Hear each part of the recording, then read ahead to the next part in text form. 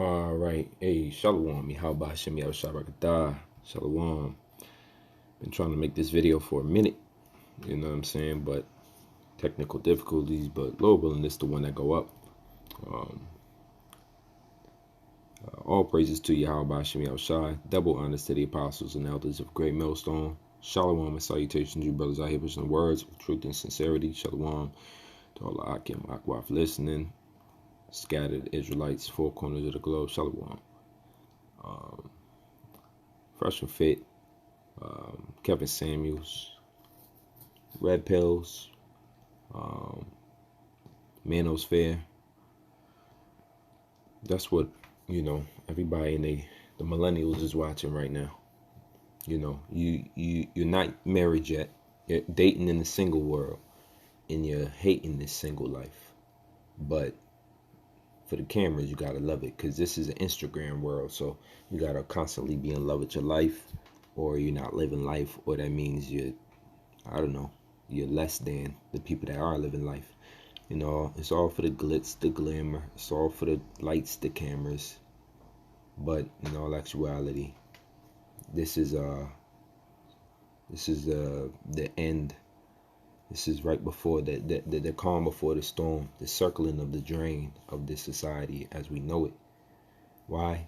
Because as you ruined the family structure and the nucleus of the family, now you have single people that don't even know how to be together anymore. You just got masses of choices out here because nobody has what it takes. They don't have the mental drive, the mental fortitude, the spirituality, the understanding, the know-how to even be dedicated to companionship long enough before their self-ego, self-centered side of them ruins it for them. This is a generation that can't get married and stay married. Now, it's not to deter anybody. This is just the life as we know it between male and female today. The life as we know it is shattered. It's just a resemblance of what used to be. We can see our parents. We can see some of our family members who are older in their 50s, 60s, 70s, 80s. Most of them are married. You can't turn to our generation, the 30s and the 40s and the 20s. We have these instant relationships online, and then they last 2, 3, 4 weeks, maybe 3, 4, 5 months, maybe 5, 6, 7 years, but they don't go on longer than that usually. The marriage divorce rate is at an all-time high. The only thing that's happening right now is sex. That's the only thing that's going on right now between the two genders, the two sexes, male and female, Israelites, male and female, Edomites. It's just the whole generation is just the only thing we know how to do is sex. We sex crazy, but we not companionship crazy. We not marriage crazy. We not family crazy. Just want to have your cake, eat it too, live forever, die young, whatever. Wicked strategies, man. But what used to be, sometimes you gotta ask, how far did we come? Yeah, it's easy to, you can't judge nobody when everybody's doing the same thing. It's hard to judge everybody, but where did we come from? Where did we fall from? Well, that takes a good look at the scriptures to be able to understand what used to be practiced here. All right, what used to be practiced. Now, I'm going to try to be fair and be balanced here.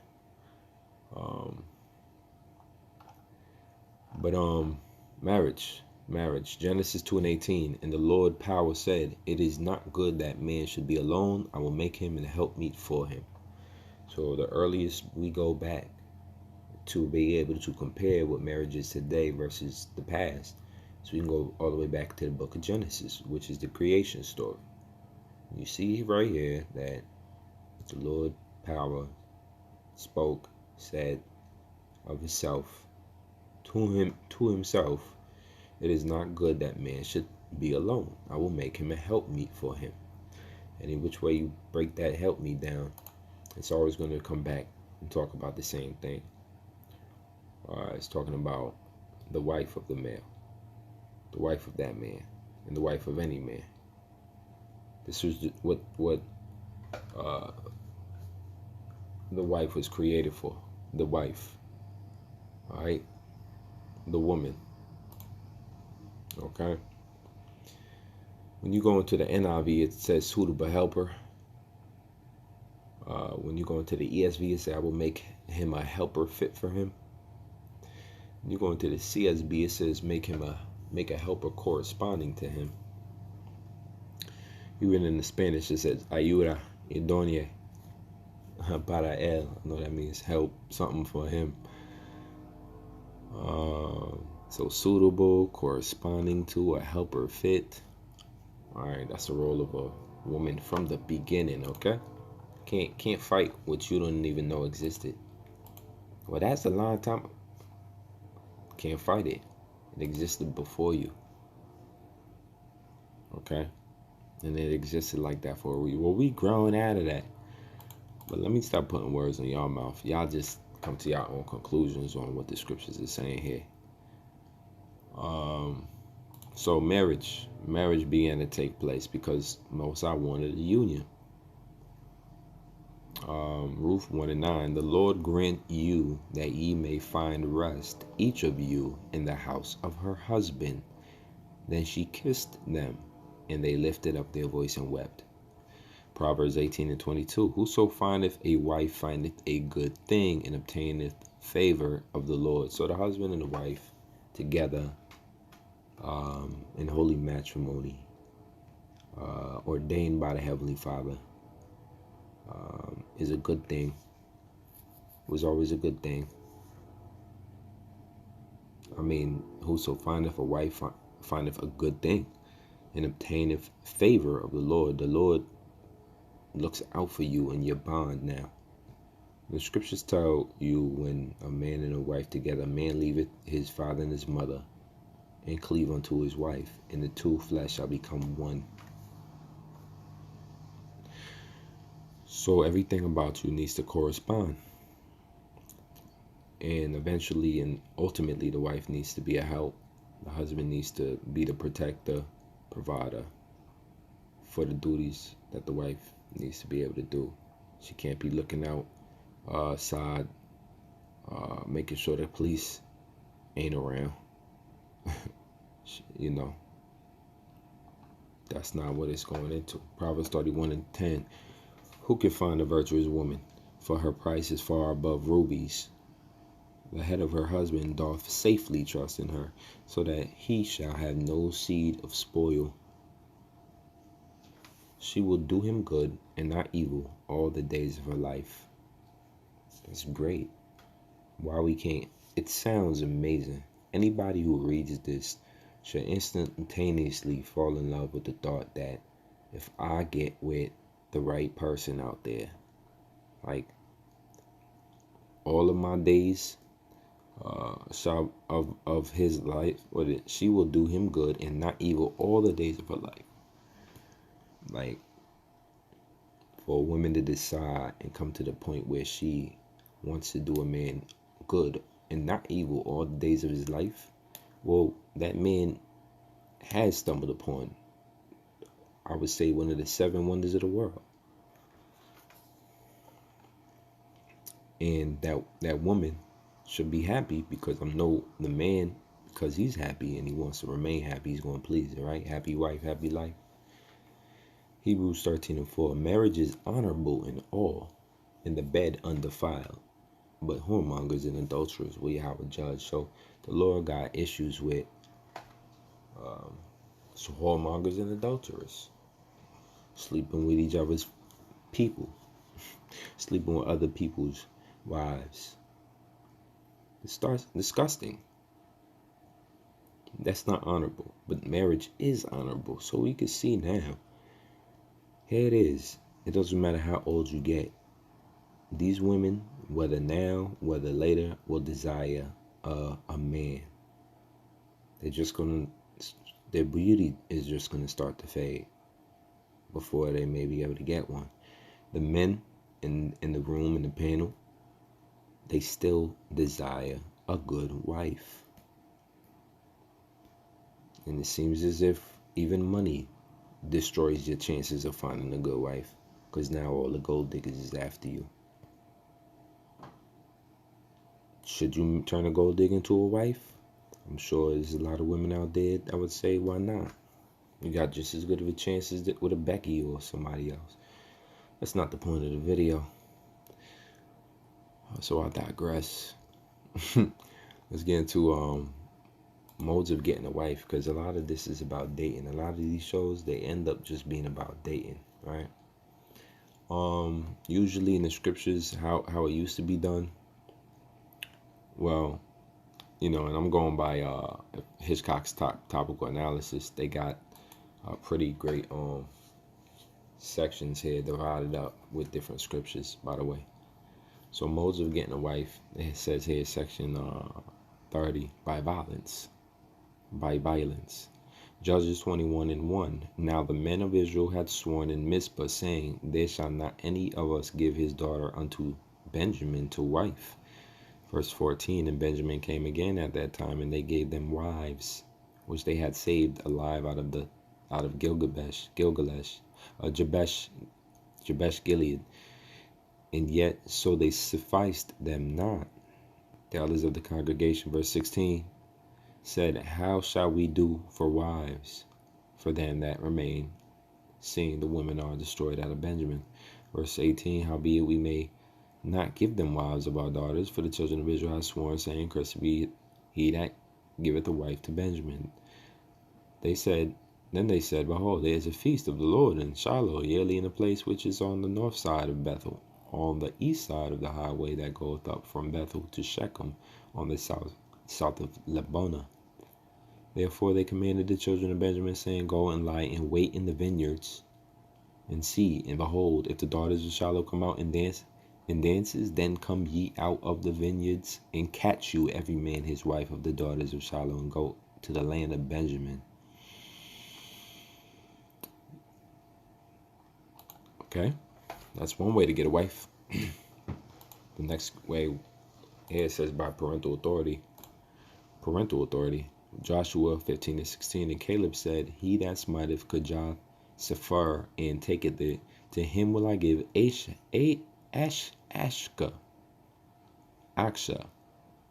my daughter, to wife. All right. By your parents. Another way is you're chosen. You can be chosen by your parents, chosen by a household servant, chosen by messengers. Imagine that. Somebody's messenger, a king messenger, comes to you and says you have been chosen. You have proposals, right?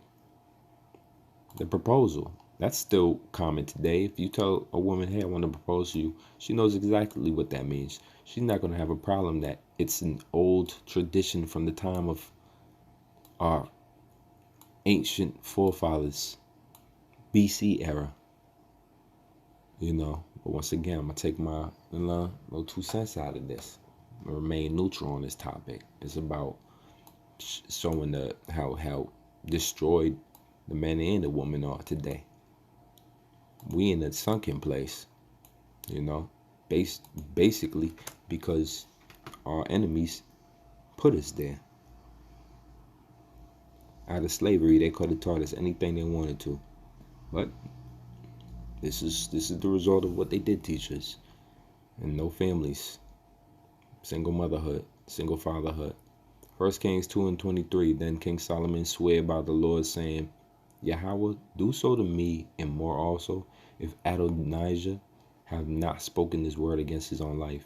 Now therefore, as the Lord liveth, which hath established me and set me on the throne of David my father, and who hath made me an house, as he promised, Adonijah shall be put to death this day. And King Solomon sent by the hand of Benaiah, the son of Jehoiada, and he fell upon him that he died. The suitor slain. Okay, That was the precept for First Kings 2:19. Bethsaida, this is proposals, what I'm reading. Proposals refused. Bathsheba, therefore went unto King Solomon to speak unto him for Adonijah. And the king rose up to meet her, and bowed herself unto her, and sat down on his throne, and caused a seat to be set for the king's mother. And she sat on his right hand. Then she said, I desire one small petition of thee. I pray thee, say me not nay. And the king said unto her, Ask on, my mother, for I will not say nay. Say thee nay. And she said, Let Abishag the Shunammite be given Adonijah thy brother to wife. And King Solomon answered and said unto his mother, Why dost thou ask Abishag the Shunammite for Adonijah? Ask for him the kingdom also, for he is mine elder brother, even for him, and Abiathar the priest, and for Joab the son of Zeruiah. And so the mother there petitioned for Abishag to be given to Adonijah, King Solomon's older brother. Petitions. You know what I'm saying? Everybody was trying to get everybody married back in the day because it was regular, because it was the family, because it was about family. All right. Now you got the betrothal, the bridegroom, the bride, the wedding. That all goes back to this all goes back to the time of BC era. Well, you know what's missing out of the wedding? Something called the token of virginity. Deuteronomy 22:13. If any man take a wife and go in unto her and hate her and give occasions of speech against her and bring up an evil name upon her and say, I took this woman, and when I came to her, I found her not a maid, meaning she was not a virgin. That's what that means. A maid is a young woman. A young woman is a virgin. You can even pull up because this is blue letter, you can even pull up the interlinear and find out what that word maid actually means, so we can get it right. Bathwala means virginity, so we know it's talking about virginity right now. Okay, meaning you haven't had sex. So if Deuteronomy 22:13, if any man take a wife and go in unto her and hate her and give occasion of speech against her, meaning talking serious about her, talking down on her, and bring up an evil name upon her, he call her a slut, hoe, and say, I took this woman, and when I came to her, I found her not a maid, meaning she was an virgin. When I met her, I took her, I married her. And the first night we had sex, she was no virgin. It says, then shall the father of the damsel and the mother and her mother take and bring forth the tokens of the damsel's virginity unto the elders of the city in the gate. The tokens of the damsel's virginity. Now what's that? It says, and the damsel's father shall say unto the elders, I gave my daughter unto this man to wife, and he hated her. And lo, he hath given occasion of speech against her, saying, I found not thy daughter a maid, and yet these are the tokens of my daughter's virginity. Now, getting the interlinear for the tokens of virginity. Tokens of my daughter's virginity. Alright, now tokens doesn't have a Hebrew word for that. But the word in the Hebrew, if I'm gonna read out the Masoretic text, let's see if I can, matter of fact, let me stay down here. It says Bathya, that means daughter, my daughter, Bathya. And then it says Bathwalya, or Bathwalium. So it just means my daughter. But he's bringing something to them. These, my daughters, and they shall be spread. It goes on to say, and they shall spread the cloth before the elders of the city. It's a cloth.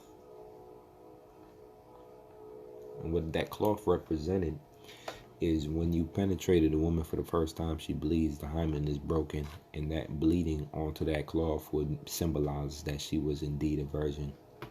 And that cloth, which was laid under the bride, under The bride, during her first intercourse with her husband, the first breaking of the hymen, the first ever, she was never touched before this. She is now touched.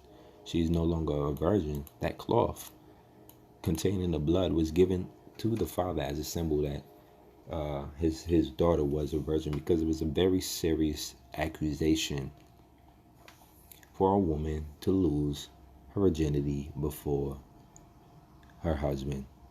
Before her husband, she was a virgin, which meant she knew no other rods. She knew not a rod. So this is far from a very long ago time, okay? A very long ago time. But the wedding came with that. I mean, the wedding would have been called off. Like, everything would have changed had these men in the ancient world knew that these women, they couldn't have lived here. They couldn't have lived here. Nobody would have been married had the ancient men been here, because they would have never stood for that, any of this. Okay? Just don't. It's got to be the truth, because it feels so good. Then became being married. And in being married, they had the roles of the wife, the roles of the husband. We can get into some. Genesis 31:50, if thou shalt afflict my daughters, or if thou shalt take other wives beside my daughters, no man is with us. See, God is witness betwixt me and thee. So the Lord, this is, I remember this story. This is, okay, Laban speaking to Jacob. And Laban definitely didn't want him, Jacob, his son-in-law now, to have any other wives besides the 2 wives that he had already, which was both of his daughters. The NLT says, if you mistreat my daughters, or if you marry other wives, God will see it, even if no one else does. He is a witness to this covenant between you and. So he made a covenant with the father, not with the wife or the wives, but the covenant with the father. By the way, the wives were the fathers tricked Jacob on his wedding night, and replaced who Jacob worked for, and wanted to marry, and he replaced him with the daughter that Jacob didn't want to marry. So Jacob worked 7 more years just to get the daughter he wanted in the first place. That's the story. That's how it goes, and I'm sticking to it. Now, that's the duties of the husband, duties of the wives, right? Because he couldn't just terrorize these women. When you get a woman, you can't terrorize a woman. Can't terrorize a woman, man. But that was a covenant that he made specifically. But a lot of, when you get with a woman, and you have these conversations with her, and y'all supposed to at least be on some type of terms, like, hey, look, this is what I'm gonna do for you, to you, with you. This is what is gonna be with us. This is what I expect. Tell me what you expect. That's that green, which this is far from. Some did it in the ancient world like that. There are occasions where some of our forefathers, Jacob, for instance, just took a wife. He didn't go through no family. He ain't talk it over with the auntie. He just took him a wife. So if you in a situation we just gonna take you a wife, you gotta have them conversations beforehand. Because if she start acting up, now you acting like you don't know. Nah, you supposed to talk these things over, and don't nothing come with a brand new label on it or a perfect label. The Lord ain't do that this time around. We all got, issues that we trying to work out, and so you can't be trying, go in there and be, work out your issues first. That's how you really handle the situation better.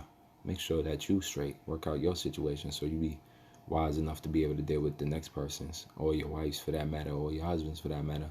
1 Corinthians 7 and 39. The wife is bound by the law as long as her husband liveth. But if her husband be dead, she is at liberty to be married to whom she will, only in the Lord.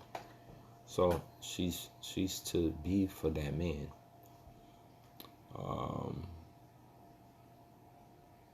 Corinthians 11 and 8. For the man is not of the woman, but the woman of the man. Neither was the man created for the woman, but the woman for the man. And I think this is where it gets the most trickiest for our nation, man.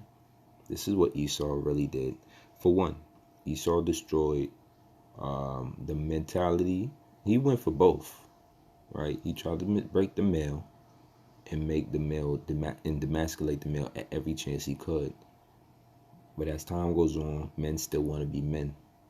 Even though you got your small group that claim to be a large group, but the majority of men just want to be men, and they want wives, or a woman for that matter. They would rather have a wife, because what you learn about a wife in the scriptures is that she do it all. But the point is, for the man is not of the woman, but the woman is of the man. And that type of language offends a lot of so-called black women today, so-called Latino women. And the whole charge is led by the so-called black woman, especially the Judite woman. All the cameras is on. They lead the charge, and the rest of the women pretty much follow, and they adapt, and they enjoy it. They're like, okay, we're going to follow her. So if the nigga woman today decided, hey, look, we're going to serve our men, we're going to go back into the ways of the Bible, because them women was winning, and they had families, and I don't want to die alone with no family. Like, I'm tired of raising this, a child by myself. We're going to turn back to giving what the man want to do. The rest of these women would do the same. So much power and respectability amongst her agenda that the nigga woman has. But it's them curses right now. The curses happen. You want to know what happened? The curses happen. Read Deuteronomy 28:15 on down. All right. But the wives submitting, we learn through the scriptures what it should be. Colossians 3 and 18. Wives, submit yourselves unto your own husband as it is fit in the Lord. 2 Timothy 2 and 11. Let the woman learn in silence with all subjection. It's all here. You know what I'm saying? It's all here. And we don't deny that, there's some men out there that ain't fit to be husbands either.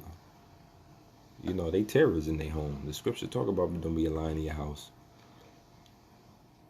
But a lot of those men ain't that's them curses too. It don't just work one way. But when you get a good wife, man, everything changes. Proverbs 11 and 16. A gracious woman retaineth honor, and strong men retain riches. Proverbs 12 and 4. A virtuous woman is a crown to her husband, but she that maketh ashamed is as rottenness in his bones. Rotten bones. Amen. Then the scriptures go on and on. I'll just read one more. Proverbs 14 and 1. Every wise woman buildeth her house, but the foolish plucketh it down with her hands. So there is such a thing as a good wife. How do we know? The scriptures. None of us is married, so we don't understand. You know what I mean? We have wives, but the Lord put in for our situation as it is in Babylon. There's a thorn in our. The Lord started putting it's a thorn in your flesh. That's what it's like having a wife in this society. It's always going to be something. It's always going to be something because the Lord couldn't make it too easy. Why? Because we're in Babylon still. And it all points back to Babylon. All roads lead to Babylon. The reason why you don't come home and there's food there is Babylon. The reason why somebody tell you wash your own clothes, we in Babylon. The reason why she creeping with your dad or she creeping with your cousin, Babylon. Your best friend, Babylon. The reason why she don't stick up in the fan or she quick to dip, Babylon. And that's vice versa. But we talking about the role of a woman. And why? Because I'm a man. I care about the role of a woman as well. Why? Because, that's what we do. We want wives. We want beautiful, a beautiful woman. And by the way, the wife, which one is it? Wife. I think I'll just do fine with just one in Babylon. I promise you. Having multiple wives in this society in Babylon, that's good luck to you, brothers, who could do that. May the Lord be with you and your wives. And I mean that. But me, nah, that's not. I realize it's the struggle ain't even all that worth it like that. Even though we waiting patiently for the days of Isaiah 4:1, but to have extra thorn, no, I'm good. So we still looking for a wife. You know, that's what brothers out here want, a wife. Because look what the scripture tell you about a good wife, man. I need to go back to it. Yeah, man. Scriptures tell you everything you need to know. Proverbs 12:4 again. A virtuous woman is a crown to her husband. We want crowns. So we want good wives. We want virtuous women. Cook, clean, right? Take care of things while we go ahead and do what we gotta do. Uplifting this word, that's what your man should be doing. If you're a believer. Other than that, you know what? I'm gonna take that back. Your man's doing whatever he's supposed to be doing. He might be a gardener for a trade, and that's what he do, but he believe in the Lord. That's beautiful. If you don't even know the Lord and he an Israelite, maybe through you the scriptures Paul was speaking about that he could learn. Through your faith, he might be converted. So there's many scenarios in which, listen, everybody wasn't a prophet, everybody wasn't a teacher, everybody wasn't a psalmist.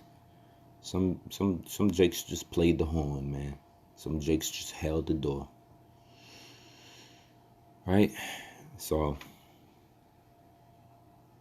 but what all we could say is there's a disconnect. Disconnect real. Disconnect still here.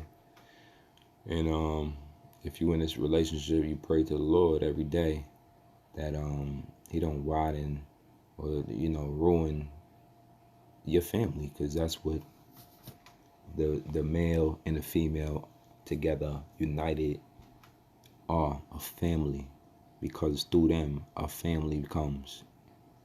Lord, when this video is edifying, until next time, shalom.